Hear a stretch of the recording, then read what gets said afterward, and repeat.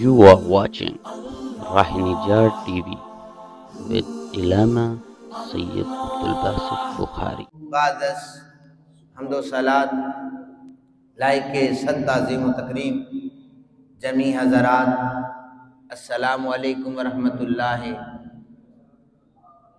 تعالی وبرکاتہ۔ باری کے لم یزل کا ہم پر کروڑوں احسان ہے، اس نے ہمیں ایک مرتبہ پھر اپنے گھر میں بیٹھ کر اپنا اور اپنے حبیب مکرم صلی اللہ علیہ وآلہ وسلم کا ذکر کرنے کی توفیق عطا فرمائی ہے۔ دعا کریں آج کے عنوان کے حوالے سے یہاں پر جو کچھ بھی بیان کیا جائے، رب ذوالجلال ہم سب کو حق اور سچ بیان کرنے، پھر سننے اور عمل کرنے کی توفیق عطا فرمائے۔ میری گفتگو کا عنوان رب ذوالجلال کی محبت کے حوالے سے ہے کہ اللہ تعالیٰ سے کون سے لوگ ہیں جو ٹوٹ کر محبت کرتے ہیں۔ یاد رکھیں کہ موجودہ صورتحال کے تحت، کم علمی کے تحت کوئی یہ بھی سمجھ سکتا ہے کہ جس نے 4 نمازیں زیادہ پڑھ لی ہوں تو وہی اللہ سے پیار کرنے والا ہے، تو صاحب وہ ایسی بات بھی نہیں ہے۔ جو نمازیں پڑھے گا، روزے رکھے گا، لیکن باقی احکامات خداوندی پر وہ عمل پیرا نہیں ہوگا، اس کی نمازیں بھی کسی کام کی نہیں ہیں، اس کے روزے بھی کسی کام کے نہیں ہیں۔ اللہ تعالیٰ سے پیار وہی کرتا ہے جو رب ذوالجلال کے ہر حکم پر لبیک کہتا ہوا حاضر ہو جاتا ہے۔ یعنی جہاں پر اللہ نے اسے منع کیا ہے وہاں سے وہ غیر حاضر رہتا ہے، اور جہاں پر اللہ نے حکم دیا ہے وہاں پر وہ حاضر رہتا ہے۔ یہ اللہ کی سے محبت کرنے کی نشانی ہے۔ حضرت بایزید بسطامی رحمت اللہ تعالی علیہ، آپ نے فرمایا من یحب اللہ، اور پھر فرمایا ومن یحبہ اللہ۔ اللہ سے کون پیار کرتا ہے اور اللہ کس سے پیار کرتا ہے؟ 2 چیزیں بیان کی، اللہ سے کون پیار کرتا ہے اور اللہ کس سے پیار کرتا ہے۔ تو آپ نے فرمایا کہ سب سے پہلے 3 نشانیاں ہیں جو اللہ سے پیار کیا جاتا ہے۔ حضرت بایزید بسطامی فرماتے ہیں کہ جو شخص اللہ سے پیار کرتا ہے، جب تم اس شخص کو دیکھو گے وہ کبھی رکوع کی حالت میں اللہ کو یاد کرے گا تو کبھی سجدے کی حالت میں اپنے اللہ کو یاد کر رہا ہوگا۔ یہ اللہ کے بندے کی ایک نشانی ہے جو اللہ سے پیار کر رہا ہوتا ہے۔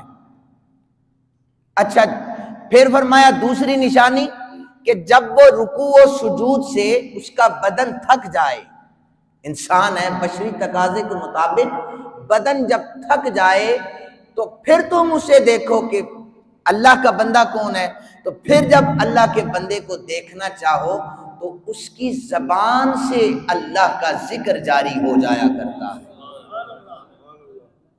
یہ دوسری نشانی حضرت بایزید بسطامی نے بتائی، فرمایا کہ جب رکوع و سجود سے بھی تھک جائے، جب اس کی زبان سے ذکر کرتے کرتے تھک جائے، تو پھر اگر دیکھنا ہو کہ اللہ کا بندہ کون ہے جو اللہ سے پیار کرتا ہے، تو ایسا شخص جو بدنی عبادات سے اور زبان سے ذکر کرتے ہوئے تھک جائے، تو تم دیکھنا چاہتے ہو تو پھر اللہ کا بندہ وہ ہے جو اللہ سے پیار کرتا ہے، جس کا دل اللہ کی یاد میں دھڑکنا شروع کر دیتا ہے۔ رکوع و سجود، زبان اور دل کا دھڑکنا، اور پھر جب دل کا دھڑکنا شروع ہوتا ہے تو سامعین محترم پھر وہ بندہ فنا فی اللہ ہو جایا کرتا ہے، اللہ کی یاد میں مست ہو جایا کرتا ہے۔ پھر اسے دنیا و مافیہ کی خبر نہیں ہوتی، اس کا تعلق ڈائریکٹ اپنے اللہ سے ہو جایا کرتا ہے۔ فرمایا یہ 3 نشانیاں ہیں جو شخص اللہ سے پیار کرتے ہیں۔ اب فرمایا کہ جب یہ تینوں نشانیاں کسی میں پائی جائیں اب وہ اللہ اس بندے سے پیار کرنے لگ جاتا ہے۔ اب اللہ پیار کرتا ہے، فرمایا جب اللہ اپنے بندے سے پیار کرتا ہے، آتاؤ شفقتن کشفقت الشمس، اللہ تعالیٰ اسے ایسا شفیق بنا دیتا ہے جیسا سورج کو اللہ شفیق بنا کر رہا ہے۔ سورج شفیق ہے۔ سردیوں کے موسم میں جب انسان ٹھٹر رہا ہوتا ہے اور کہتا ہے ہلکی سی دھوپ آ جائے جس کی تمازت میں بیٹھ کر کچھ سیک لینا چاہتا ہوں، تو سورج نہیں دیکھتا امیر ہے یا غریب ہے، سب کو برابر ہی وہ اپنی دھوپ فراہم کر رہا ہوتا ہے۔ فرمایا تو سردیوں میں سورج شفیق ہے، جب میں اپنے بندے سے پیار کرتا ہوں تو میں اسے سورج کی طرح شفیق بنا دیتا ہوں۔ وہ امیر ہے یا غریب ہے، کوئی اس کے دروازے پہ آ جائے وہ شفقتوں کے ساتھ پیش آنا شروع ہو جاتا ہے۔ یہ ایک نشانی اس بندے کی ہے کہ جس سے میرا اللہ پیار کرنا شروع کر دیتا ہے۔ فرمایا کہ جب دوسری نشانی کہ جب اللہ اپنے بندے سے پیار کرتا ہے، آتاؤ توادعا کالتوادع الارض، کہ جیسے اللہ نے زمین کو بچھا دیا ہے، جب اللہ اپنے بندے سے پیار کرتا ہے اس کے دل کو لوگوں کے لیے بچھا دیتا ہے۔ پھر اگر کسی کو مصیبت پڑے، کسی کو تکلیف ہو، کسی کو تنگی ہو، وہ اس بندے کے پاس چلا جائے، وہ زمین کی طرح بچھ جاتا ہے، لوگوں کی مدد کرتا ہے، اللہ کی مخلوق سے پیار کرتا ہے۔ فرمایا پھر میں اسے یہ عطا کر دیتا ہوں۔ یا اللہ پھر جب تو کسی سے پیار کرتا ہے، حضرت باجزید بسطامی رحمۃ اللہ تعالی علیہ فرماتے ہیں پھر جب اللہ اس بندے سے پیار کرتا ہے، آتاؤ سخاوتن کسخاوت البحر، کہ جب اللہ اپنے بندے سے اور زیادہ پیار کرتا ہے جیسے سمندر کو سخاوت عطا کرتا ہے، اپنے بندے کو ایسا سخی بنا دیتا ہے۔ سمندر سخی ہے، وہ بھی نہیں دیکھتا امیر نے پانی پینا ہے یا غریب نے پینا ہے، ہر ایک کے لیے وہ بہہ رہا ہے، کوئی فرق نہیں ہے، کوئی ڈفرنس نہیں ہے۔ تو فرمایا کہ جب اللہ اپنے بندے سے پیار کرتا ہے اس بندے کو سخی بنا دیتا ہے، کوئی بندہ اس کے دروازے پہ دستک دیتا ہے وہ اس کی جھولی کو بھر دیتا ہے، اسے خالی موڑتا ہی نہیں۔ تو یہ نشانیاں اس بندے کی ہیں جس سے اللہ پیار کر رہا ہوتا ہے۔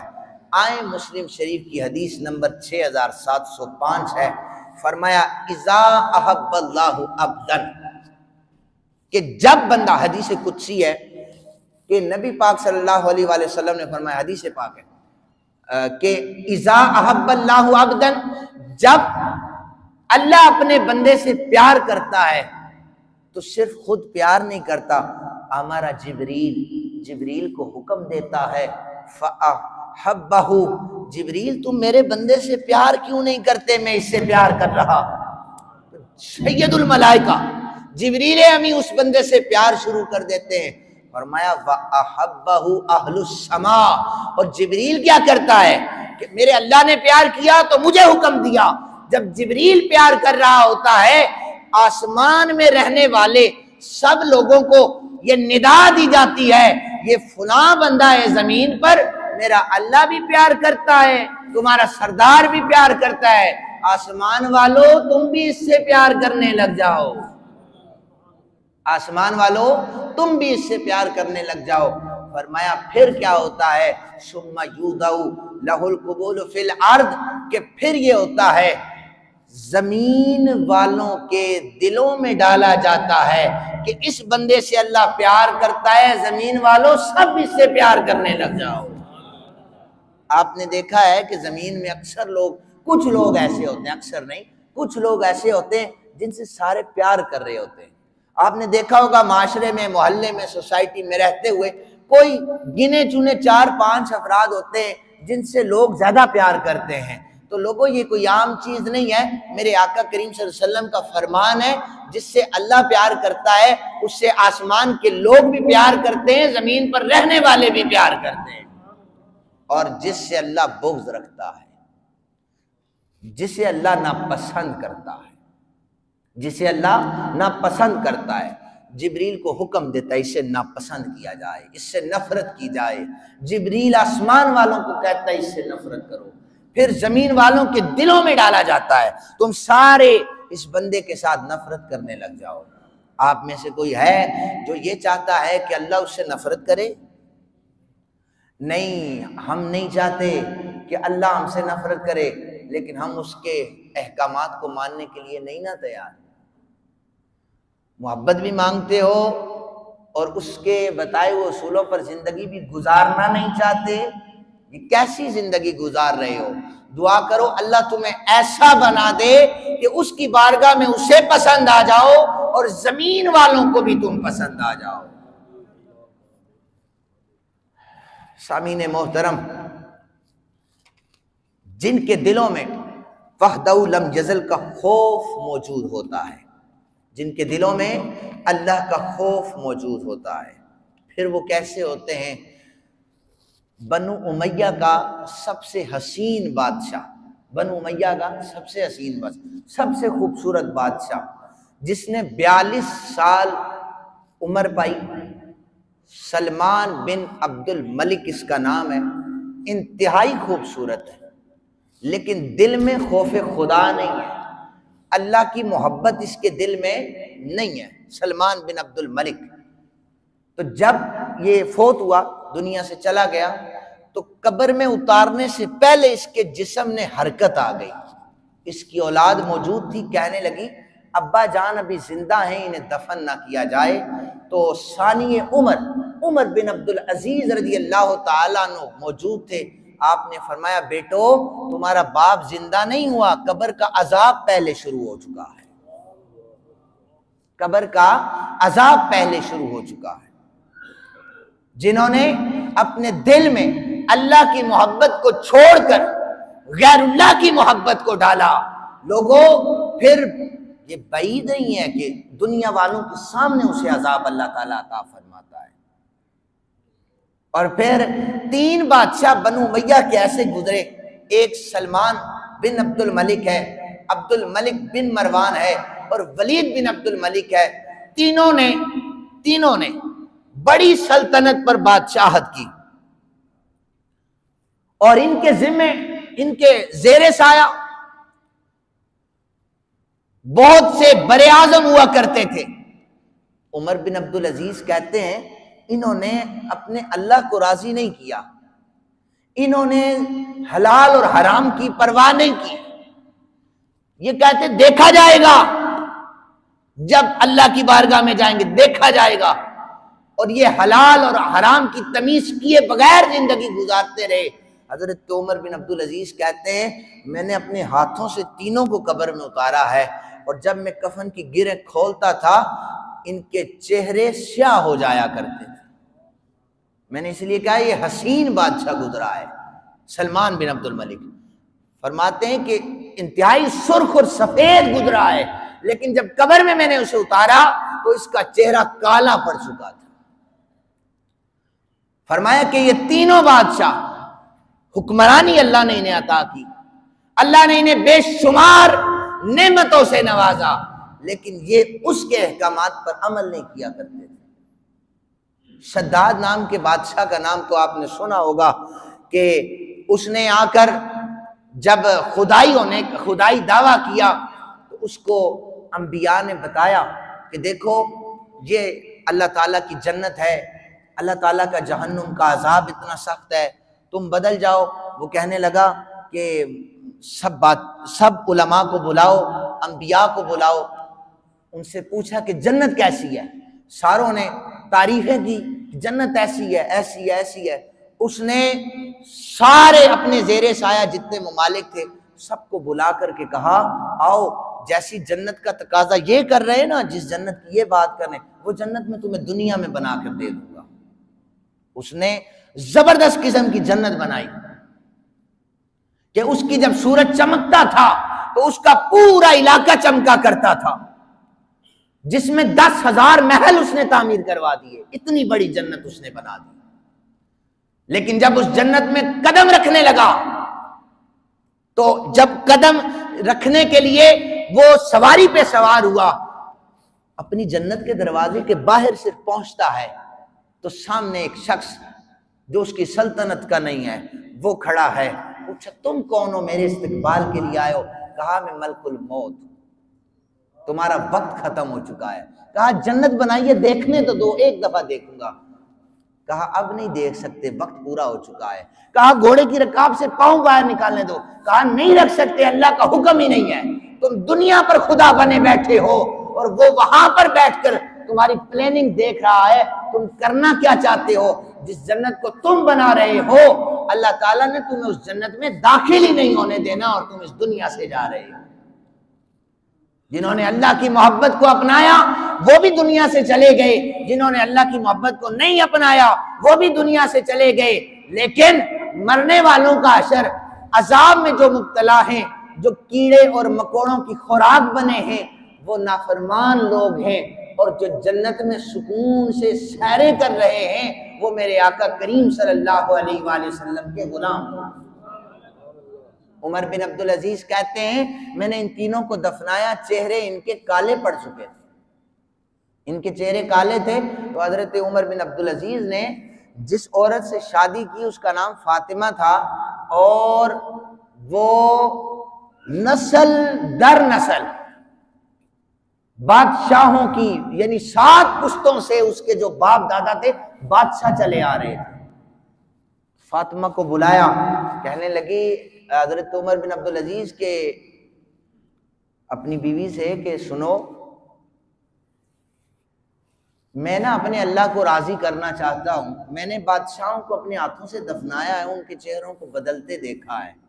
اللہ تعالیٰ نے مجھے اس عمر میں 3 بر اعظموں کا بادشاہ بنا دیا ہے، حضرت عمر بن عبدالعزیز کو. میں چاہتا ہوں میرے حقوق معاف کر دو. پہلے فرمایا کہ اگر مجھ سے طلاق لینا چاہتی ہو تو طلاق لے کر چلی جاؤ، چونکہ میں اپنا جو باقی وقت ہے وہ اپنے اللہ کی یاد میں گزارنا چاہتا ہوں. تو اس نے کہا کہ میں نے اچھے وقتوں میں آپ کا ساتھ دیا ہے، تو اس وقت میں آپ کو چھوڑ نہیں سکتی، سارے حقوق آپ کو معاف کر رہی ہوں. آپ مصلی بچھاتے، دن بھر روتے رہتے، راتوں کو روتے رہتے، لیکن بڑی سلطنت کو چلا رہے ہیں. یہ ہمارے کرپٹ ترین حکمرانوں کے لیے ہے. اور میں آگے روایت پڑھتا ہوں، ہمارے جو حکمران ہیں نا یہ ان کے لیے ہے. مجھے ایک چیز سمجھ نہیں آتی، کسی کا دور ہو، کسی بھی پارٹی کا، نون لیگ کا دور ہو، کاف لیگ کا ہو، پیپلز پارٹی کا ہو، تحریک انصاف کا ہو، جس سیاسی جماعت کا دور ہو، ہر ایک کے ساتھ علماء جڑے ہوئے ہیں. انہوں نے اپنے اپنے علماء رکھے ہوئے، جڑے ہوئے ہیں. مجھے سمجھ نہیں آتی یہ جو علماء ان کے ساتھ ہیں، یہ ان کو احادیث کے ذریعے سے یہ چیزیں بتاتے کیوں نہیں؟ باہر ان کے بڑے بڑے دعوے ہوتے ہیں، اور جب یہ خود حکمرانوں کے ساتھ مل کر بیٹھتے ہیں ان کی زبان جنبش نہیں کرتی، حرکت میں نہیں آتی. یہ سارا حلال اور حرام ان کے لیے جائز قرار دیتے ہیں. میں نام تو نہیں لیتا اس منبر پر، لیکن آپ نے دیکھا ہے کہ بڑے بڑے علماء جن کا دعویٰ ہے 5 لاکھ علماء ہمارے ہاتھ پر بیعت کیے بیٹھے، کہاں ہے ان کا نام؟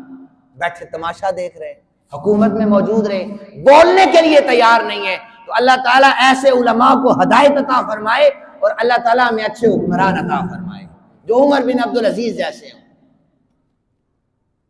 دن بھر مسلح، رات کو مسلح، سلطنت اچھے طریقے سے چل رہی ہے. عید کا دن آ گیا، پرائم منسٹر، عید کا دن، بچیاں نا اپنے اماں کے پاس گئی، اماں عید کا دن ہے اور ہمارے پاس تو کپڑے ہی نہیں ہیں، ابا ہمارا 3 بر اعظموں کا بادشاہ ہے تو ہمارے پاس کپڑے نہیں ہیں پہننے کے لیے، نئے کپڑے نہیں ہیں. تو بیوی جو تھی وہ گئی حضرت عمر بن عبدالعزیز کے پاس کہ بیٹیوں نے یہ کہا ہے کپڑے نہیں ہیں. آپ نے فرمایا کہ میرے پاس کچھ ہے ہی نہیں، کیسے انہیں کپڑے دے دوں؟ اس نے کہا کہ ایسا کریں، جا کر بیت المال سے ایک ایڈوانس تنخواہ نکال کے لے آئیں، ایک ایڈوانس تنخواہ.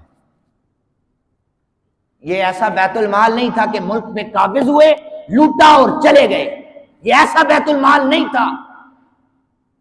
یہ باریاں لگی ہوئی نا، جو آتا ہے ملک کا خزانہ لوٹ کر چلا جاتا ہے اور عوام دیکھتی رہتی ہے، لیکن عوام بھی اتنی خوش نہ ہو کہ حکمرانوں کو کہہ رہے میں ذرا عوام پر اگلی حدیث قدسی پڑھوں گا، لہذا آپ اس کے لیے تیار بیٹھیں تھوڑا سا۔ بیت المال سے جا کر ایڈوانس تنخواہ نکال کے لے آؤ۔ بیت المال پر ڈیوٹی دینے والا بھی کوئی اور نہیں تھا، عمر بن عبدالعزیز کا غلام تھا۔ وہ کہہ دیتا حضرت سارا بیت المال آپ کا، جدھر مرضی سے چاہیں لے جائیں، آپ ایک ایڈوانس کی بات کرتے سارا خزانہ قدموں میں رکھ دیتا ہوں۔ نہیں، اس کو جا کر کے کہنے لگے 1 مہینے کی ایڈوانس تنخواہ لینا چاہتا ہوں، مجھے دے دو، میں نے بیٹیوں کے کپڑے خریدنے ہیں عید کے لیے۔ اس نے کہا حضرت آپ کو میں بیت المال سے 1 مہینے کی ایڈوانس تنخواہ دیتا ہوں، یہاں پر لکھ کر دے دیں اگلے مہینے آپ زندہ رہیں گے یا نہیں۔ آپ کے پاس کوئی گارنٹی نہیں ہے کہ آپ زندہ رہیں، اس لیے مہربانی فرمائیں اگر یہ گارنٹی ہے ایڈوانس تنخواہ لے جائیں۔ آپ واپس آئے، آنکھوں میں آنسو تھے، آ کر کہنے لگے اپنی زوجہ سے کہ بیٹیوں سے کہہ دو کپڑوں کی بندوبست نہیں ہو سکا میرے سے۔ یہ کس کی بات ہو رہی ہے؟ اس دور کے 3 بڑے اعظموں کے بادشاہ کی بات ہو رہی ہے۔ اور عمر بن عبدالعزیز اتنی بڑی حکمرانی ہے، ٹھاٹھ سے آپ نے زندگی گزاری، آپ بہت بڑے عالم تھے، اللہ تعالیٰ نے آپ کو بہت مقام اور مرتبہ عطا کیا تھا، اور آپ کو پھر ثانی عمر کا لقب بھی دیا گیا تھا۔ یہ دعا کیا کریں کہ اللہ ہمیں ایسے حکمران عطا فرما جو حضرت عمر بن عبدالعزیز کے نقش قدم پر چلنے والے ہیں۔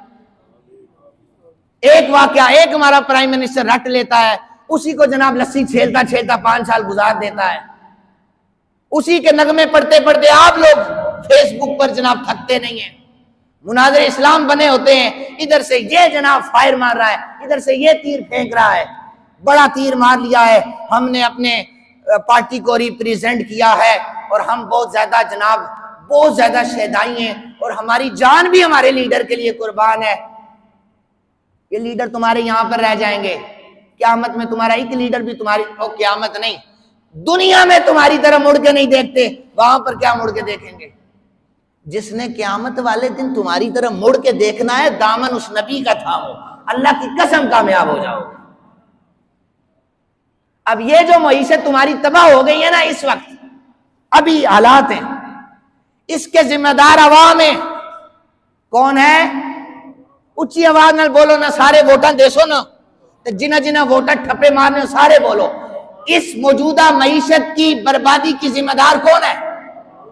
عوام ہے۔ ویسے ہی کہہ رہا ہوں، سنیں حدیث مبارکہ، مشکات المصابیح، حدیث قدسی ہے، اور میں نے کل بھی درس حدیث میں کہا تھا، ممبر سے جو حدیث پاک بیان کرتا ہوں ذمہ داری کے ساتھ بیان کرتا ہوں، اس لیے ریفرنس دے دیتا ہوں آپ کو تشفی ہو جائے، ورنہ مجھے ممبر کے تقاضوں کا بھی پتہ ہے۔ نبی رحمت صلی اللہ علیہ وآلہ وسلم نے فرمایا، ذرا اپنے کانوں کے دریچے کھول کر سننا، حضور نے فرمایا کہ اللہ فرماتا ہے کہ میرے سوا کوئی عبادت کے لائق نہیں ہے، میں بادشاہوں کا بادشاہ ہوں، بادشاہوں کی جان میرے قبضہ قدرت میں ہے۔ فرمایا کہ اللہ تعالیٰ فرماتا ہے جب میرے بندے میری اطاعت کرتے ہیں تو میں ان پر ایسے حکمران مسلط کر دیتا ہوں جن کے دلوں میں رحم پایا جاتا ہے۔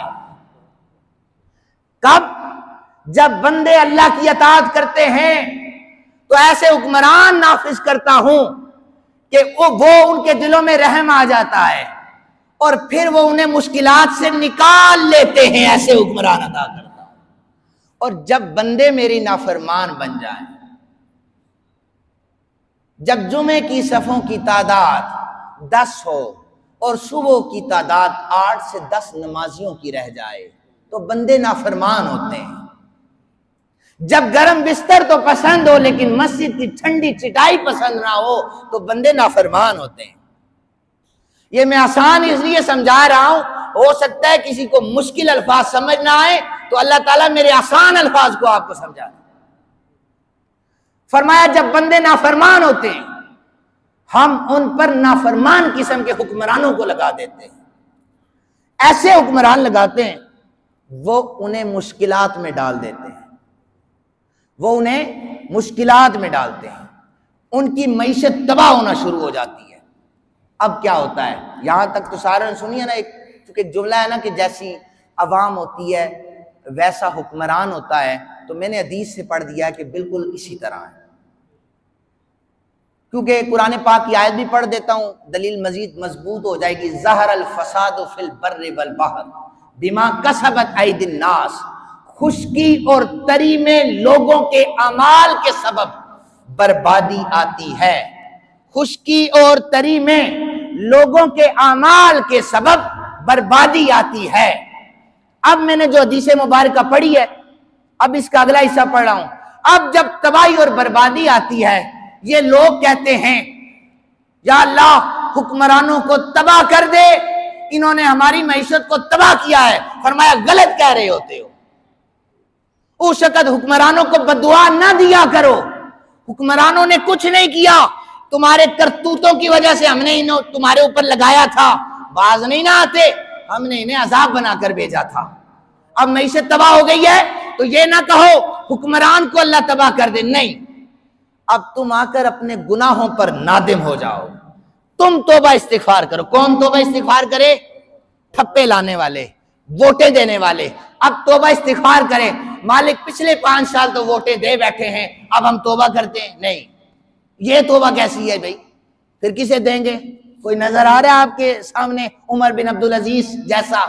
نہیں، توبہ استغفار یہ کرے، مالک ہم اپنے گناہوں پر شرمندہ ہیں، ہم توبہ استغفار کرتے ہیں، دن میں بھی تیرے احکامات کی عدولی ہوتی ہے، رات کو بھی ہم تیرے احکامات کی دھجیاں اڑاتے ہیں، مالک ہم توبہ کرتے ہیں، مالک ہم ملاوٹ نہیں کریں گے، اس سے توبہ کرتے ہیں، مالک ہم فراڈ نہیں کریں گے، اس سے توبہ کرتے ہیں، زنا، جھوٹ، چغل خوری، منافقت، غیبت، ان ساری چیزوں سے ہم توبہ استغفار کرتے ہیں، مالک ہم پر کرم فرما۔